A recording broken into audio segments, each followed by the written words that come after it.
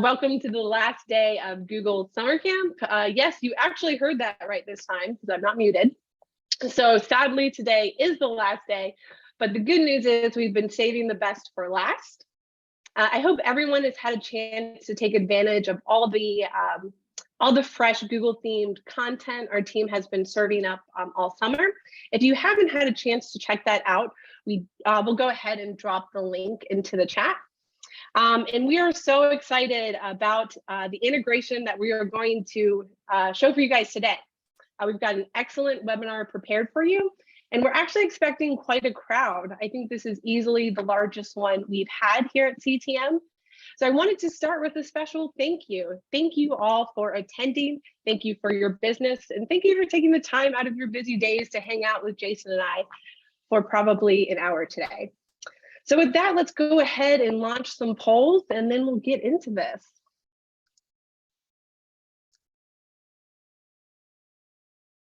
All right, so the first poll that we have today, this is one that I used to use in a lot of my webinars, but what was the first Google Doodle? Was it a lava lamp, the binary code for Google, the Burning Man stick figure, or a pixelated T-Rex?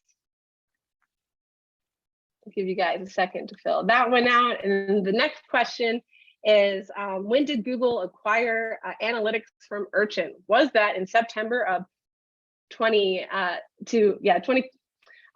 was it in April 2005? Was it in December of 2010 or July of next year? I'll give you guys just a minute to plug in your answers.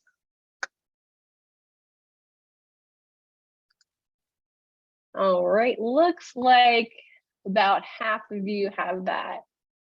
All right, let's take a look at our results.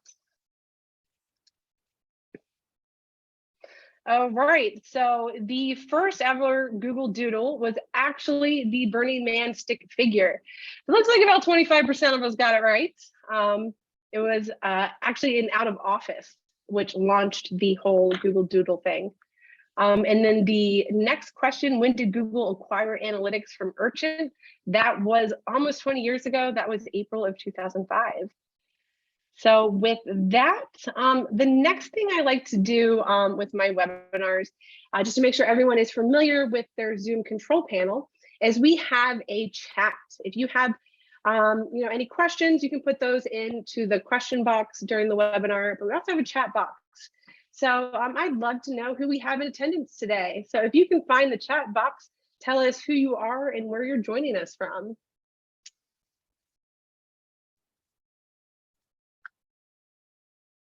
Oh, it looks like chat is blocked. Okay. How about in the question box, tell us who you are and where you're dialing in from today.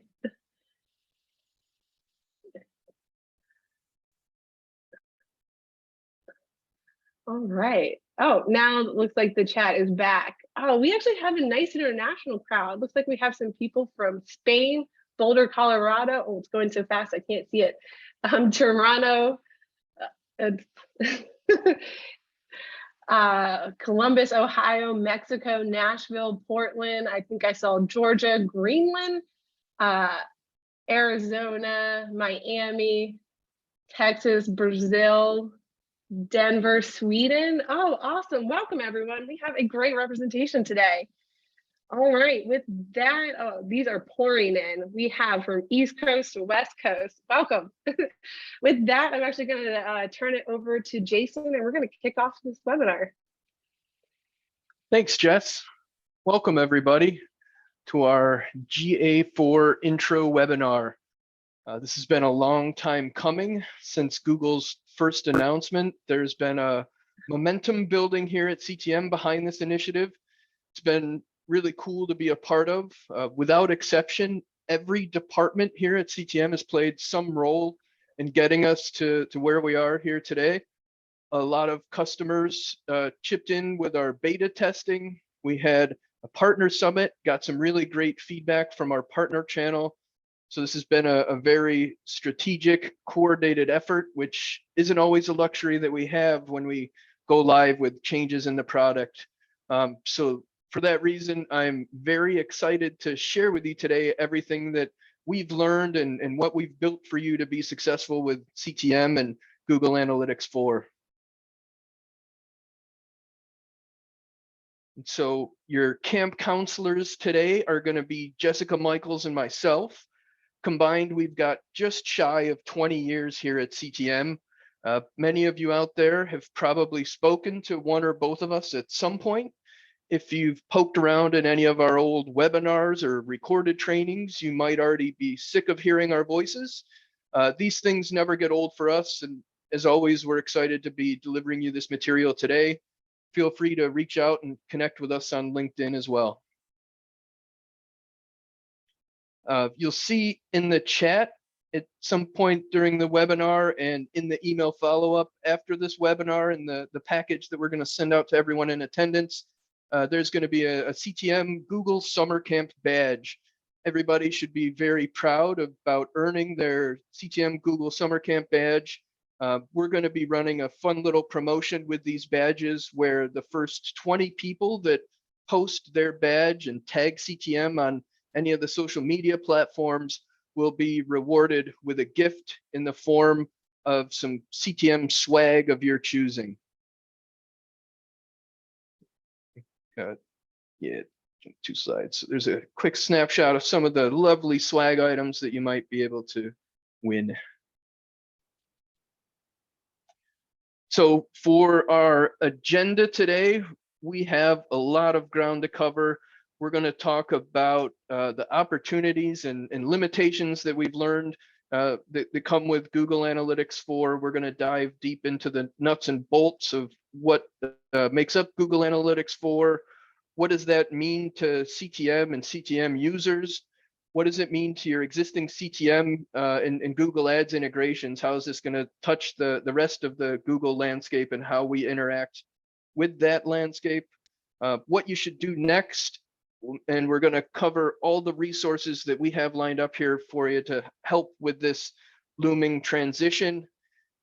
Again, a lot of info packed into the presentation. We'll leave some time at the end for questions, and then we'll try to follow up via email with any questions that we aren't able to answer live here today.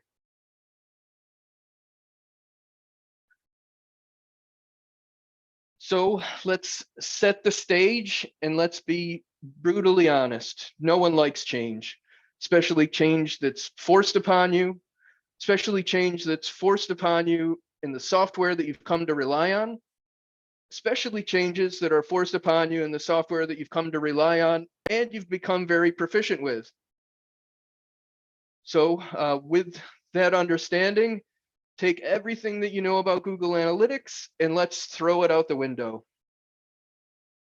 And I mean it, really, throw it out the window.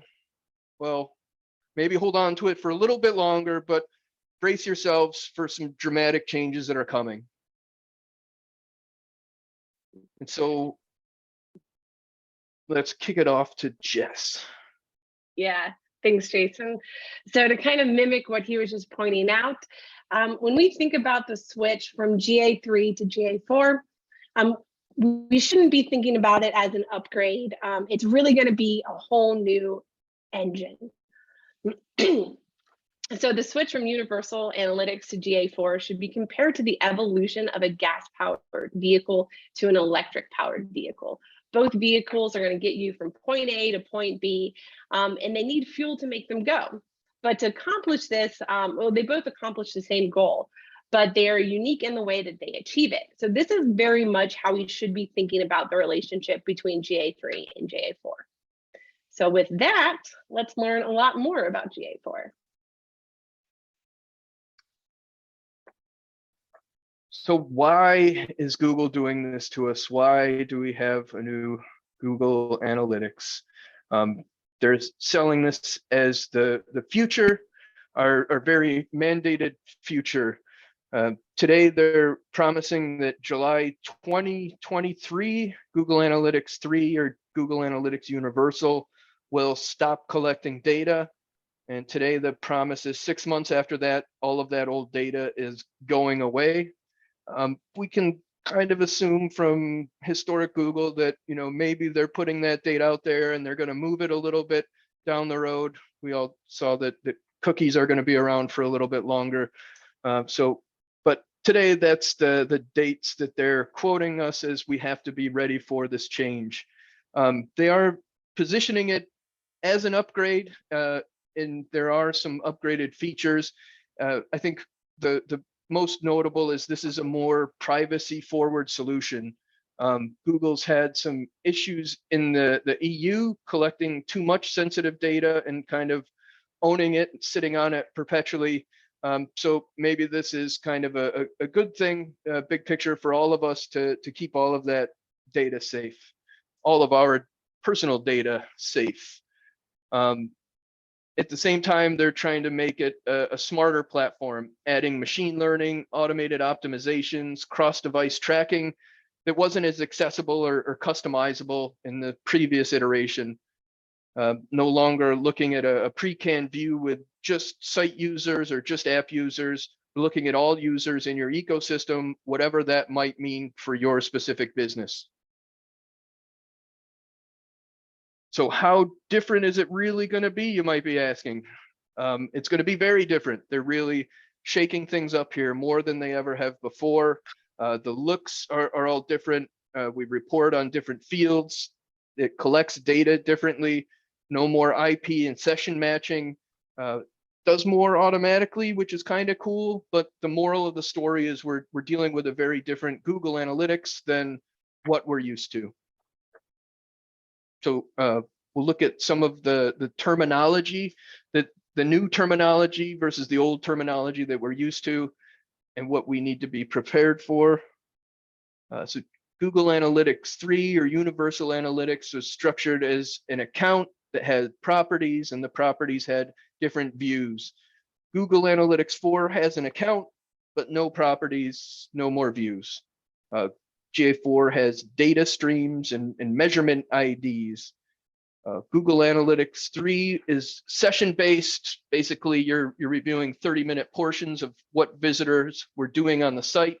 That's not going to be the case in Google Analytics 4. It's not session-focused, but rather event-focused. Both have this idea of events, but they are treated completely differently. In GA4, you're going to get a lot more deep dive in those events here in the upcoming slides. Universal or GA3 had goals in between your events and your conversions. You defined what your goal was that got your event into a conversion. Google Analytics 4 has no goals. Thus, the events and conversions are more closely and more directly aligned. They have a different relationship than what we're used to.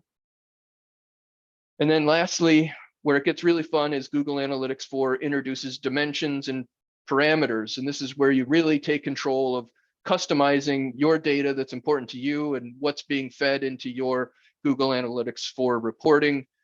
And we're going to get real familiar with these as we dive more into the integration today. So let's talk about the events. A wise person once said that CTM sends events to analytics. This hasn't changed, but the events have evolved. That very wise person, that quote comes from our own Jessica Michaels. So if we drill down to the events, they are not the same. The Google Analytics 3 or Universal Analytics had a very simple defined structure. You had 4 things for your event: the category, the action, the label, and the value. If your event met all of the goal criteria, this could be a conversion.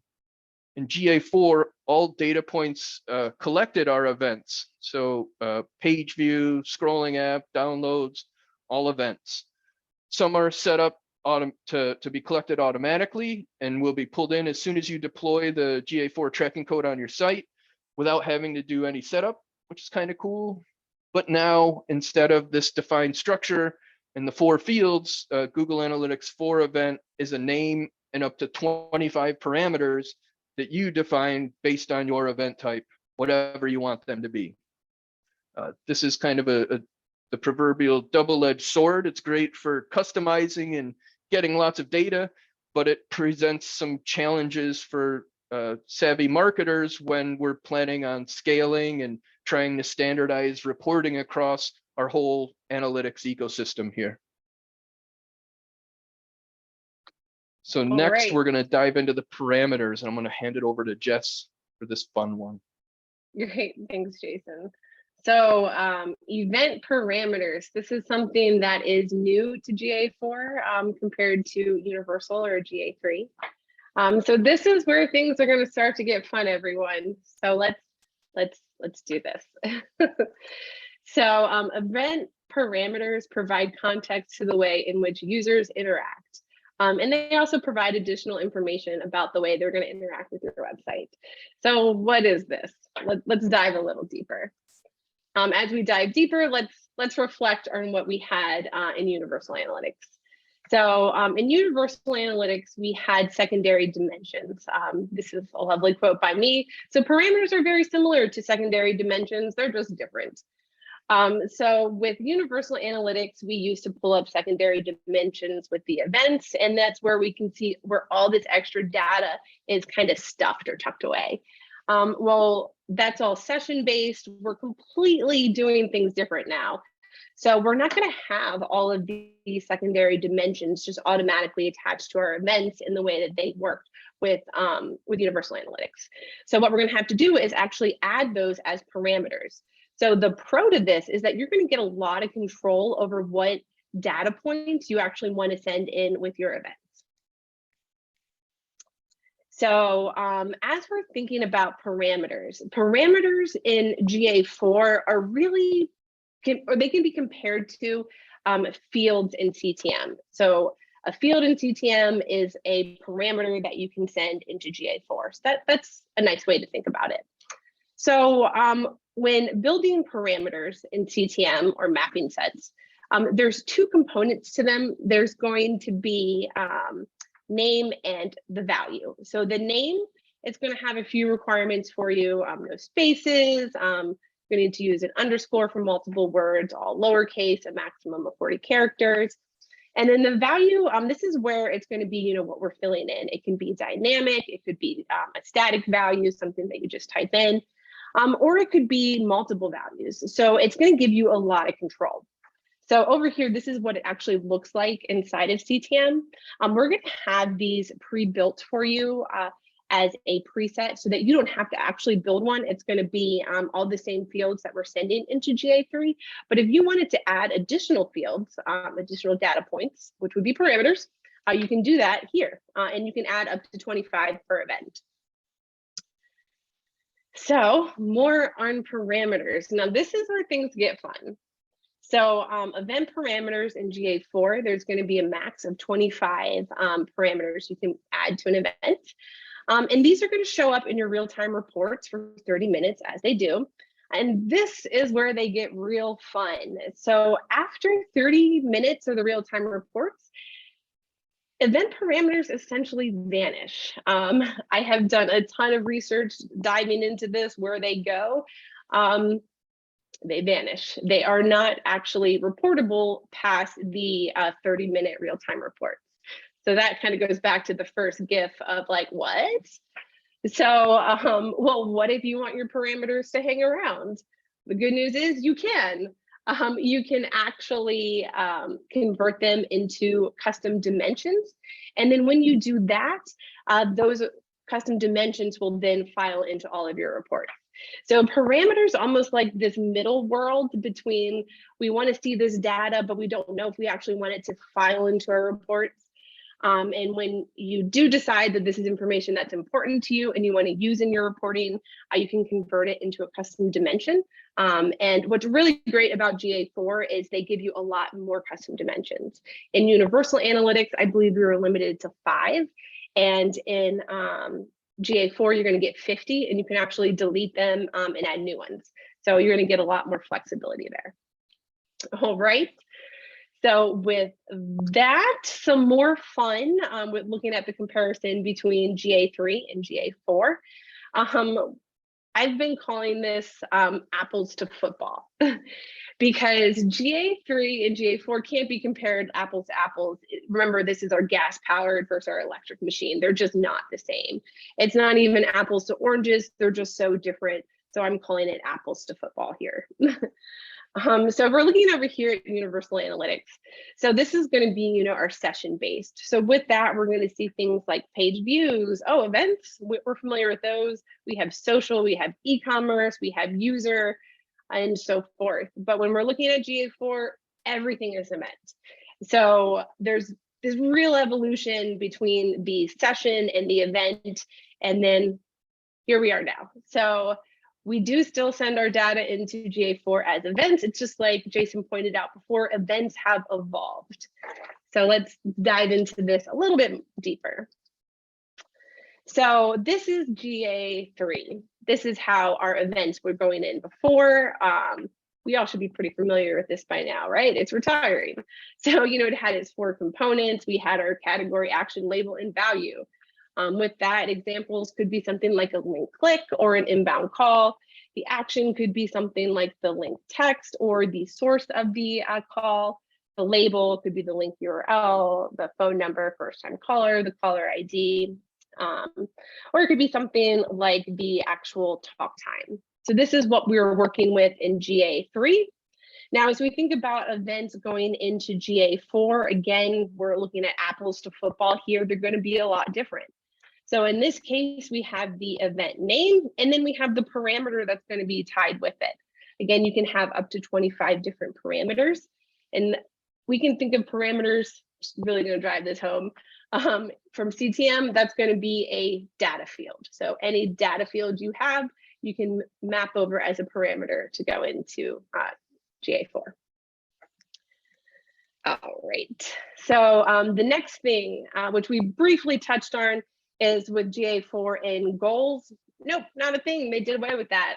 I'm actually a big fan of this because it's less errors you can make with the goals. Very commonly, if you have caps off or space in there, those don't work. So in GA4, they got rid of the goals, and now it's as simple as you have your events, and then you can make an event a conversion. So a simple toggle. So no way to mess up your logic. So that's a positive. So with that, maybe we should see a raise of hands. Who's excited to see this integration? Hopefully some hands going up. All right. There's like 300 of them, so we're good there. All right, so let's dive into this. So here we are. We have CallTrackingMetrics official launch. I think we're actually pushing the deploy button live during this webinar for our phase 1 with GA4. So in phase 1, it's send the data. So we have, I just want to make sure we're setting proper expectations with this. With our universal analytics integration, that's a bi-directional integration. We're sending them data, they're sending us data. We're passing and we're syncing. We're not quite there with phase 1 of GA4. That's going to be in later phases. Where we are with GA4, we can send events into analytics. Awesome. With that, we can create different audiences. You can see that data in your reports.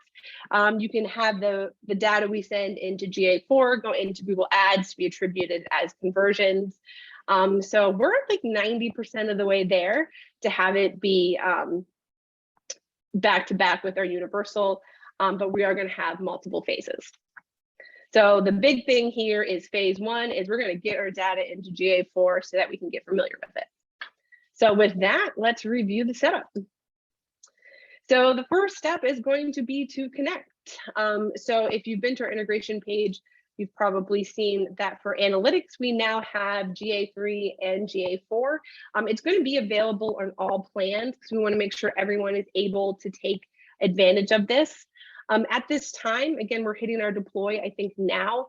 I believe the performance plan is going to go live early next week.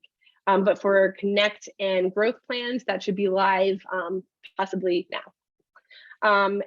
And the first thing I want to make sure is really clear is that it is recommended until the sunset of GA3 that you're using both GA3 and GA4.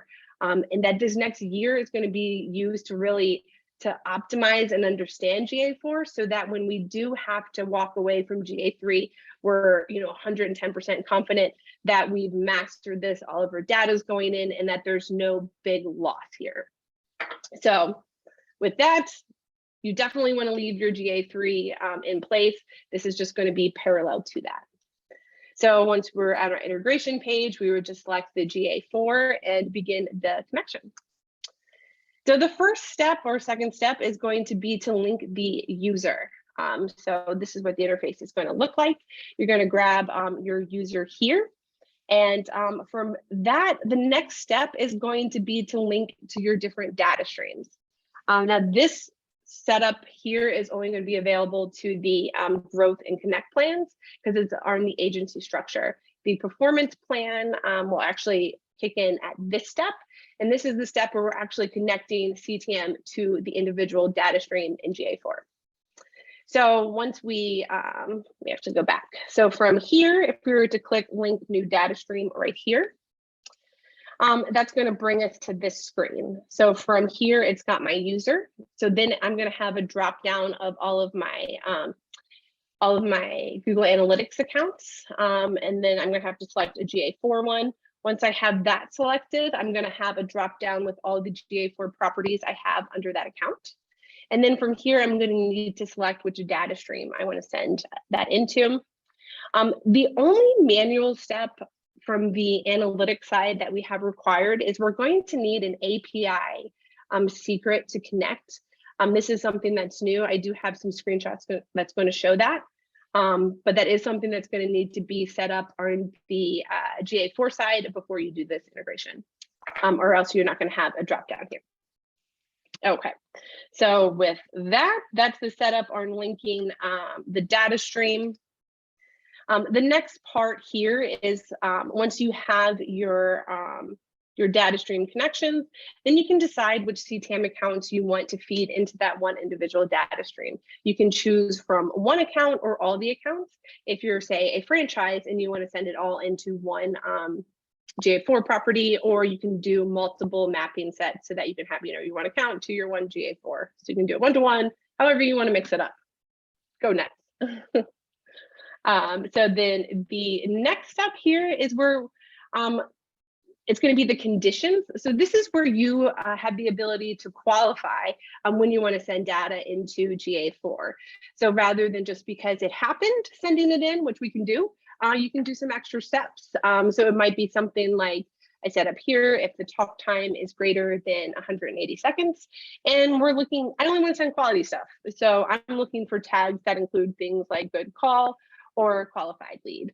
So only under these conditions would we send those events over into GA4. If you don't want any conditions and you just want to send everything over, no problem, leave it blank.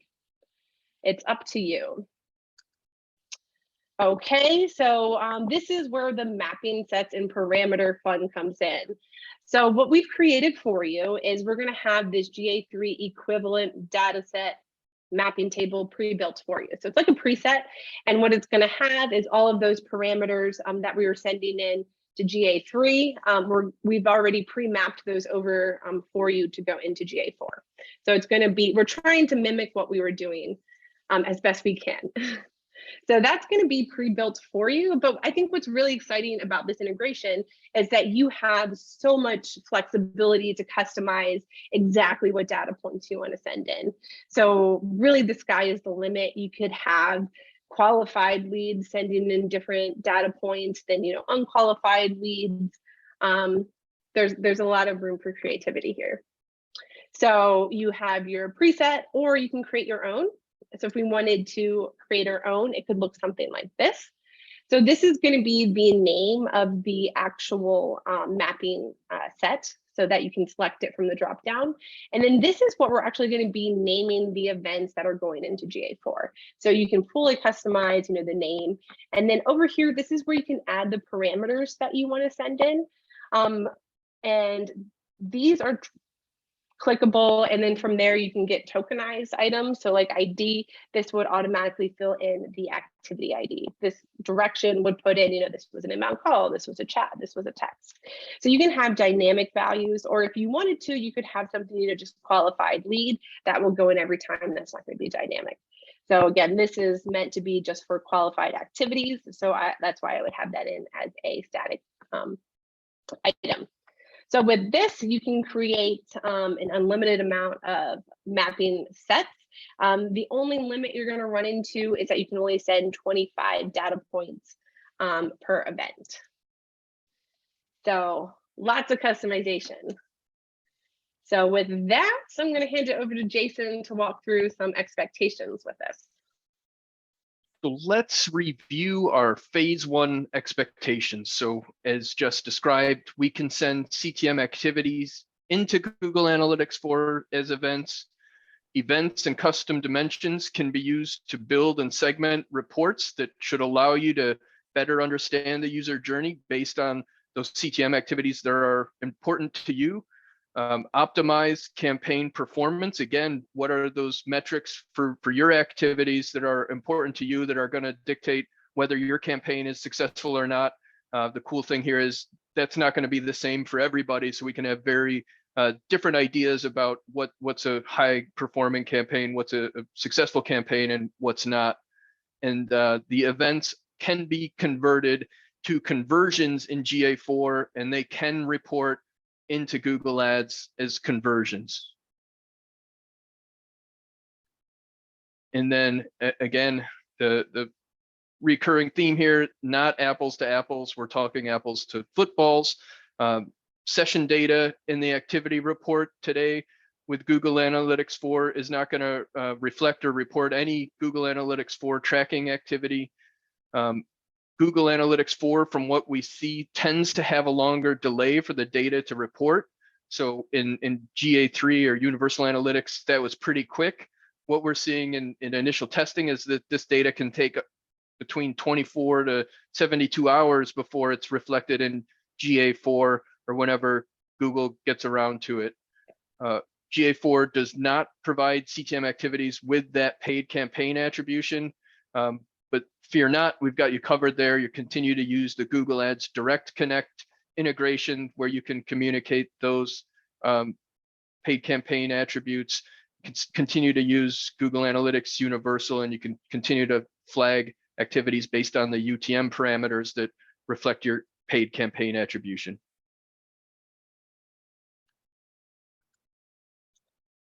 All right, so now that we've seen the setup inside of CTM, let's take a look at how that data is going to report inside of GA4. So as I mentioned, the one piece that you're going to need to do on the GA4 side is we're going to need the API secret. And I actually have this nice GIF, which is showing how you can grab those. So it's going to be from the data stream view, which I like how this is walking through. There we have our measurement, and then when you scroll down, that's where you can create an API secret, and you just want to grab that. So you can create multiple ones. We're just going to need that to actually sync our data up. So really the only caveat with that is that you must be an editor level or higher inside of GA4. If you are not an editor or higher, you're not going to have access to that. So you're going to need help from the admin to actually sync up the accounts. All right, so that is the one step that we need from the GA4 side. So then other than that, our events are flowing. So you're going to see those in the real-time reports where they're going to show for that 30-minute real-time view. So you'll see them there. And then after that, they're going to flow under the engagement. And then we have our events and event names. Now, we're giving you a lot of flexibility here. So it might go in as CTM calls.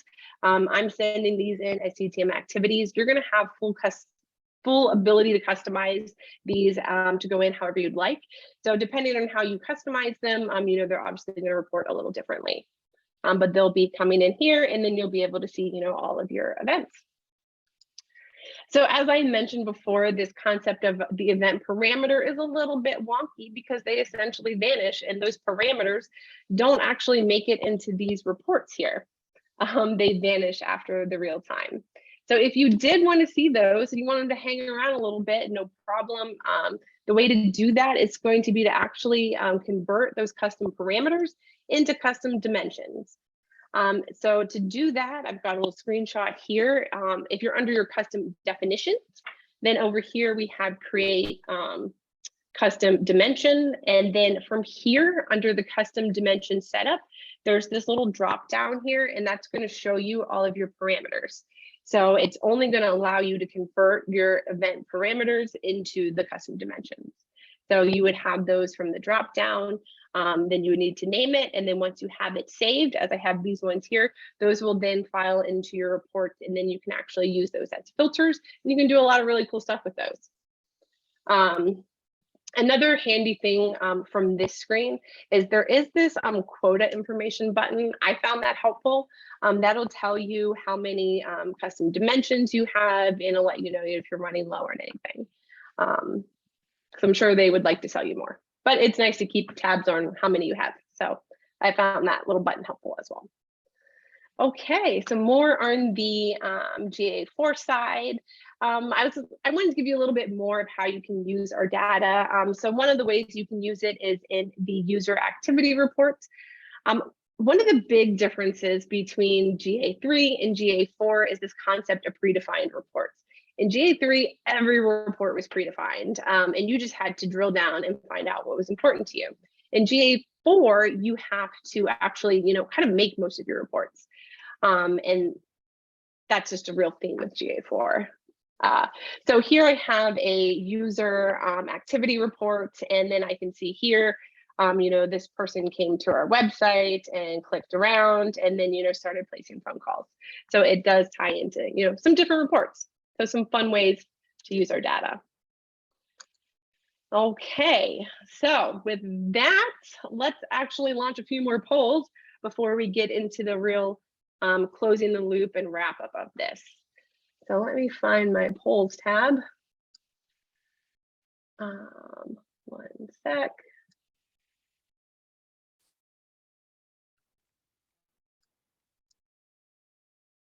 Okay, let's launch this one. Okay, so with GA4, where are you? Have you haven't started yet? Are you a beginner? Are you a master? No wrong answer to these, by the way. And when do you plan to fully migrate to GA4? Is it you're going to wait to the last minute, now, or sometime before the cutoff date? See, I think we have around 600 of us here, so let's give you guys just a minute to fill this out. I'm actually really curious to see where we land as a group. All right. So this isn't actually so surprising. All right, let me go ahead and share the results. Looks like most of us filled it out. So where are we with GA4? Looks like, over 60% of us are beginner. I am not surprised by that. There's not a lot of information out there yet. Haven't started at 31. I don't blame you. The 6% and Ninja Master, come on over. Let's teach me what you know. And when do people plan on migrating? Oh, it does look like about 50% of us are sometime before the cutoff date. I heard that. 48% on the now. Good for you. I mean, that's what Google's saying. We have 1 year now to really understand GA4, and we want it to be as seamless as possible. So getting on board now is really the best option for everyone to make this as seamless as possible. So with that, let's talk about our next part, which is closing the loop. So quick recap. So far, we've compared GA3 and GA4, highlighting some of the similarities and differences. Again, we're not looking at apples to apples. GA4 is a new machine and will operate as such. CTM sends events into GA3 and GA4. While sounding almost identical, it is actually a completely unique process. We reviewed the integration steps for syncing CTM and GA4 and what you can expect to see on the GA4 side. But we didn't want to stop there. We wanted to ensure that you left our Google Summer Camp with all the tools to be successful as you embark on your GA4 adventure. So with that, we can't close the loop without talking about Google Ads. So we put together a handy checklist that we're going to walk you through to help you map out and prioritize how you want your data to flow between the different platforms. So with that, let's take a look at Google Ads and best practices. So these slides, I believe, will be set out in an email, so everyone can have access to these as well. So when we're talking about our Google Ads integration, there are a few things that will just, help set you up for success. So the first two is you're going to want to have a separate phone number and a separate source for your ad extensions and your Google Ads calls. Ad extensions are click to call, so they're not session based. So they actually operate completely different than a click to session. So because of that, it's definitely in our best practices to separate those out into different sources because we actually communicate differently with Google to get that attribution, and we don't want anything lost. And then in Google Ads, to ensure your success, you definitely want to make sure that auto tagging is enabled. This is what allows offline conversions from platforms like CallTrackingMetrics to go into Google Ads. If you don't have auto tagging enabled, they're not going to accept any of the events we're sending in from GA3 or GA4. And there's got to be that GCLID. The next thing is to have call forwarding enabled. That's definitely a best practice. That's how we're going to be able to get you that attribution for your ad extensions. And then something fairly new, we're probably about a year into this, where they have this new thing of the call analytics provider. You definitely want to select CallTrackingMetrics as that, because then Google is just going to send us all the information from your ad extensions, so we can match those to your ad extension calls. And then we're getting awesome attribution with that. I'm really excited about this. So then real quick on the other bullet points, you want to make sure that, your ad extension is using a CTM tracking number. Obviously, we're going to track it. You want to ensure that our tracking code is on all of your landing pages. You want to ensure that your Google Ads is connected to both GA3 and GA4, and that it is connected to your Search Console. These are all the things that are going to set you up for success. So with that, we've also created for you what we are calling our Google Tools Checklist, because we really want to make sure that everyone is set up for success as we, tackle this GA4. So our Google Tools Checklist is designed to help you better understand what data in CTM is currently sending into Universal Analytics and Google Ads. You can also use it to help strategize how you want to send your data into GA4.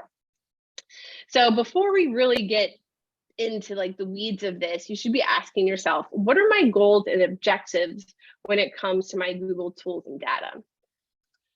So with that, the first thing you want to do when you're thinking about moving to GA4 is have a solid understanding of what data you're sending into GA3, because we essentially want to reproduce that and then make it better. So we got to start with reproducing what we did before.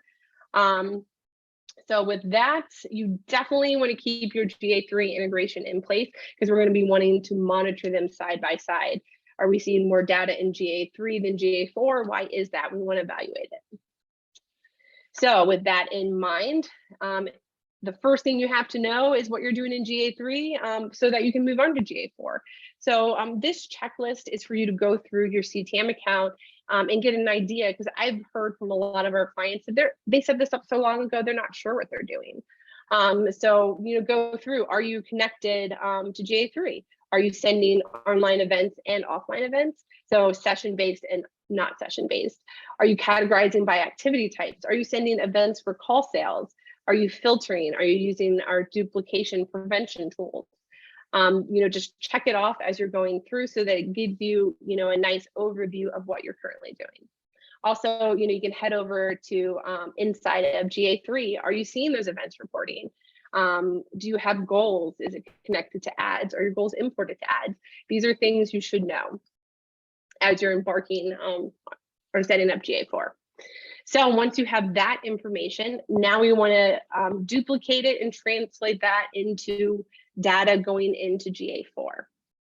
So now that we have a clear picture of what our priorities are and what data is going into GA3, let's duplicate it. So let's go through and try to check all those same boxes to keep it consistent. So next, let's tie in Google Ads to ensure that data is flowing between the different softwares. So again, we really should go in and check that everything is in line. Do we have call forwarding enabled? Are we selected as the provider? Are we using our tracking numbers, auto tagging, all these same things from before? And this, to me, this slide right here is going to be one of my favorites. This helps you visualize and prioritize where you want your conversion data coming from and where you want it to be attributed in Google Ads. So with this one, where do you want your source of truth to be? Because this is my biggest fear and for you guys is we don't want to create duplicate information and conversions inside of Google Ads, because if you have your GA3 stuff set up, awesome, that's probably still converting. So if you set up GA4, we don't want to create duplicate conversions for you. So with this one, what I would probably recommend doing is maybe duplicating this slide, doing one for how you want your data to flow, and then one, what do you have set up now? Because we want to protect you so that you're not inflating your results inside of Google Ads, because we're sending data from potentially 3 different places. So you probably want to choose one for a primary and then maybe set the other ones as your secondary. Something else you might want to keep in the back of your mind is, do you want it to be counting as one or every? I believe our default is every. So keep that in mind, and maybe you want it to just be one. And what I mean by that is if somebody calls 5 times, do you want that to be 5 conversions or 1? There's not a right or a wrong answer. It's what makes the most sense for your business. We should know this, and we should make sure that that is reflected inside of Google Ads. Again, we just don't want to inflate our results. We want to make smart business decisions with this information. All right, so next we need to tie in CTM's workflows. So now that we have those other checklists to help us understand what we want, now how do we want to send it from CTM? So do you want to separate your ad extension conversions from your session-based conversions? This has actually been coming up a lot lately. So yes, no, maybe you're not sure. Something to think about. What type of conversions do you want to send into Google Ads? Do you want to send for all activities, maybe just a couple activities? Get a plan, check the boxes. So then lastly, we have more qualifying metrics for how you want to send the data into Google Ads and analytics. So do you want to send for inbound and outbound activities, or maybe just one or the other? What sources do you want to be sending in? Maybe it's just select ones. Think about that. And then what kind of qualifying metrics do you want for sending our data into these platforms? Is it every activity we should be sending? Is it by tags, talk time, status, field updates, converted? There's lots of options. We should be thinking about how do we want to qualify this data before we send it into these platforms. All right, and then the last piece here is around the tracking source. So our tracking sources right now have 2 models. We have first and last touch attribution, and it's good to know which one you have selected. So keep an eye on that. The default is first touch. And then we also have analytics defaults that can be set for our tracking sources and numbers. All right, so with that, where do we go from here? We need to build it. So now that you know how you want to prioritize your data and how it flows between CTM, Universal Analytics, GA4, and Google Ads, you can use this checklist as a guide to build and confirm your data set up between all the platforms. And I would always recommend double and triple check your work, because again, I just don't want you guys to inflate your information. We want to make smart changes. So where do we go from here? Jason, you want to take this? Yeah, so once we've gone through the checklist, we've identified what our priorities are. We know what's important. Complete this by completing this Google Tools checklist. Identify, are you on the best plan to help reach your goals? Some of the CTM plans have different capabilities and different enhancements that allow you to add deeper customizations to some of these events and how we're communicating. Set deadlines to compare the data in GA3 and GA4. Give yourself a milestone. We're going to measure for this long, and then we're going to look at it and we're going to take actions based on that data. What event parameters are important to you, and create those mapping sets in CTM so you can capture all of the important data and analyze it. What parameters are you seeing? Convert those parameters that you use into dimensions so they're not going away after 30 days, and remove the ones that you don't use. There are maybe some that are nice to see, but they can go by the wayside. Yeah, so we should be thinking, what reports are you viewing CTM data in GA3? Where are you getting the most value? And then think about how you're going to reproduce that in GA4, because that's not a natural switch. You're going to have to build those. So if you are short on time and you need some help with all of this setup, CTM has you covered. Some of you may have already worked with our professional services teams. For those that haven't, we have a paid offering where you can purchase a block of hours with a CTM project manager. These are usually things like account setups, CRM integrations, a very customized, complex call flow that you need to set up in CallTrackingMetrics. And you can delegate this work to your project manager for these types of builds, or have them train you on the things that they're building, drag you along through the process so you're learning and understanding the best practices that go behind what's being applied in your CTM account. Along those lines, we've put together a specialty package specific to these new capabilities and fine-tuning the old ones, called our Google Tools Boost Pack. This will include 3 hours with a project manager to review all of the components around these Google integrations, the checklist that you see listed here. What the CTM project manager will not be able to provide is the setup inside of Google Analytics 4 and a lot of the deep consulting in Google Analytics 4 itself, but we will be able to help with all of the related CTM components needed to make this integration work. So talk to your account manager today. There'll be more information in the emails and follow-ups around this boost pack, and let us know if we can help. Some other resources that we have available for you here that we'll be sharing as well. We've been cranking out some very informative content this month. We've got all the links here for you to review if you missed them. We've got our knowledge base article with the instructions for setting up this Google Analytics 4 integration on your own across all of the plans.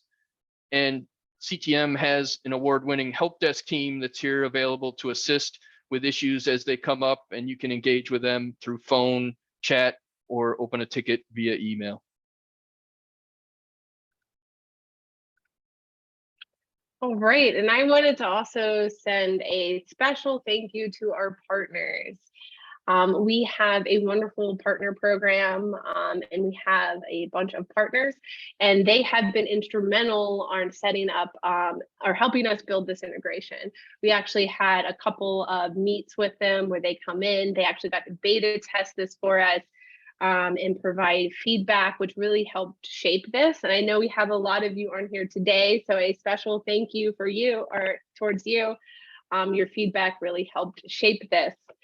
So we have a great partner program. If everyone doesn't know about that, it is really all perks and benefits at no cost to you.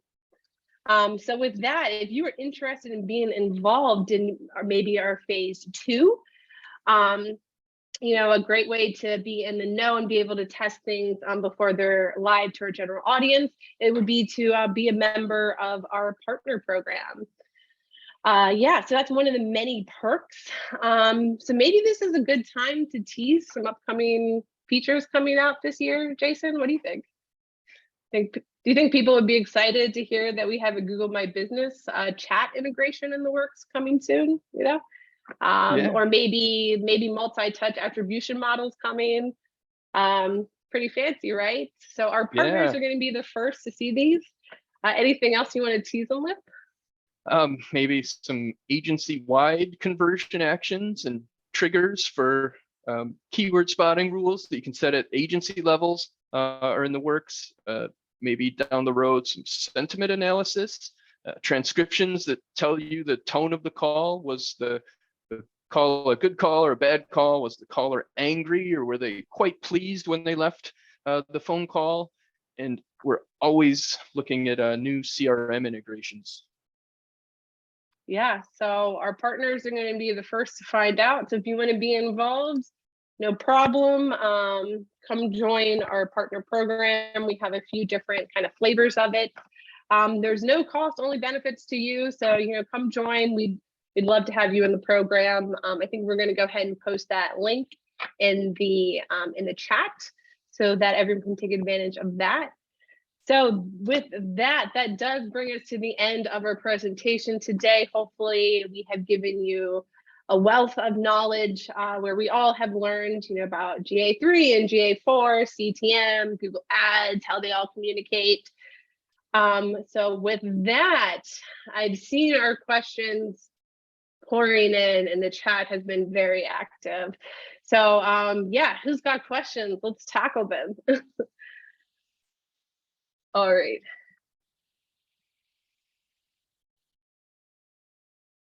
Let's see. Here's one from Melanie. Can you clarify whether Google Ads campaign information will flow into CTM with the GA4 integration, or if we'll be required to set up Google Ads Direct Connect or UTM parameters to continue to receive that data going forward? The GA4 integration in its first phase isn't going to pull in attribution. So yes, you're going to need to continue to use Direct Connect or UTM parameters in order to get that data into CTM. Did I answer that right?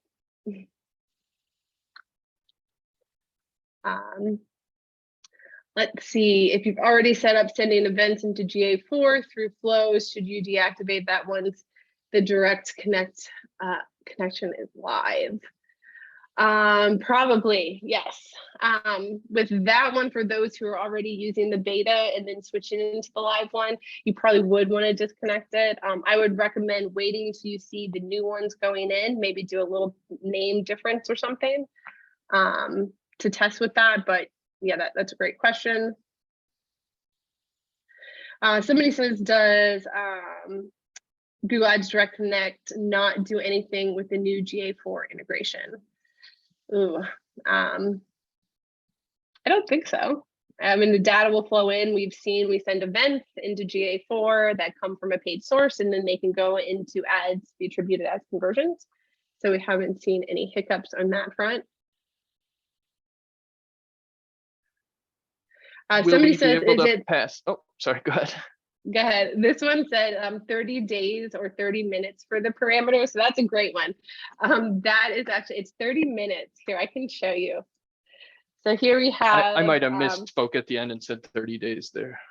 That's probably. Yeah, and I'm like, how many times did I say, this should have been a poll, did I say GA3 instead of 4, or like swap them up? But here's the demo account I have inside of GA4. So here's the live events. So this is under real time. So here I can see all these parameters. You can see we have status, activity ID, source. So those are all reporting live where I can see that. You would think that these fields would just naturally flow into these ones, but it's not the case. So here we have, oh, I'm sending a couple. Here you can see we have 13 of them. Now these two I did convert into custom dimensions. So because they're converted, I do have my activity type and my activity ID, but they actually give you a preview of the real time. So you can see I have status and source. These two haven't been converted, so they're not reporting. It's like they vanish.